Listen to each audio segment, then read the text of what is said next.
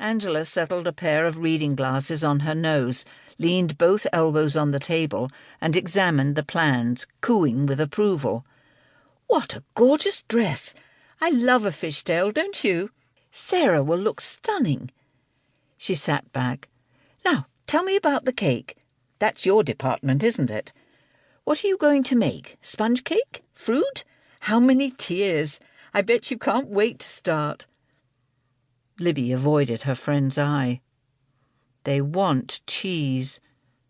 "Cheesecake? That's unusual, but I suppose you could make it look good." "Not cheesecake, cheese. 3 different varieties, all produced in Somerset. Cheddar, Brie, and buffalo. 1 for each layer of the cake. Sarah's father's a dairy farmer." Angela's eyes opened wide. "So, you won't be icing the biggest and best wedding cake in Somerset after all." "I had such plans." Their laughter died as Mandy's voice rose. "Don't you dare call me a stupid child. I've got a job, you know. I can't come running down to London every time you snap your fingers. Ask your friend Alice. She'll be there in a second." A hush fell throughout the cafe, half embarrassed and half expectant. Mandy threw a handful of coins on the table and stamped out. Steve scrambled to his feet as if to give chase, but stopped, paused, appeared to make up his mind, and flopped back into the chair. Angela peered over the rim of her reading glasses, muttering, "Follow her, Steve, you idiot." But the young man sipped coffee as though quite unaware he was the centre of attention. Only a spot of pink on each cheek gave the game away. Angela sighed. "That'll teach me to eavesdrop. I was hoping they'd stay together for good and maybe even get married. I know they're young, but they seem so happy." Libby sorted the wedding plans into a pile. "Do you think that's the end of the relationship? Perhaps they're not as well suited as we thought." Mandy had been on cloud 9 recently, raising the friends' hopes of a long-term romance. "It's a shame, but they're still young. Living so far from each other must be a strain." She put her papers back in the bag.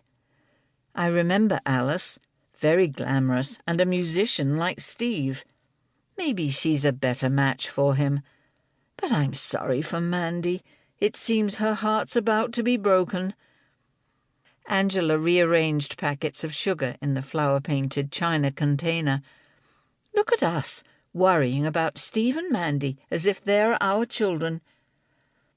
"Mandy's almost a 3rd child to me, now Allie and Robert have grown up and left home.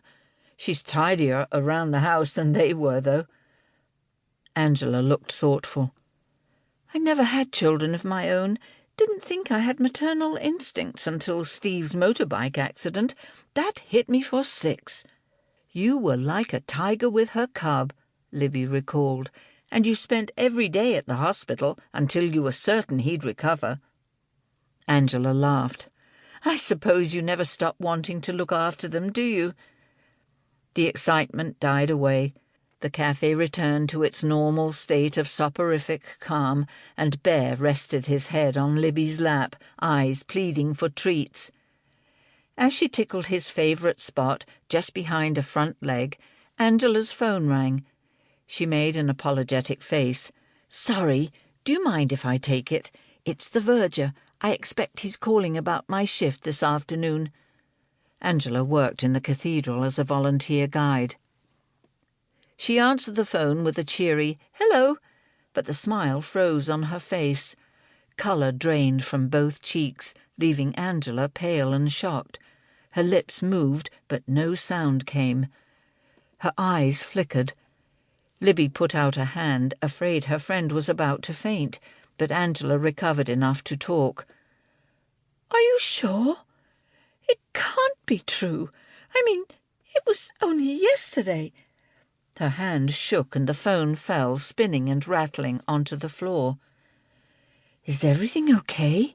Libby bit her lip at such crassness.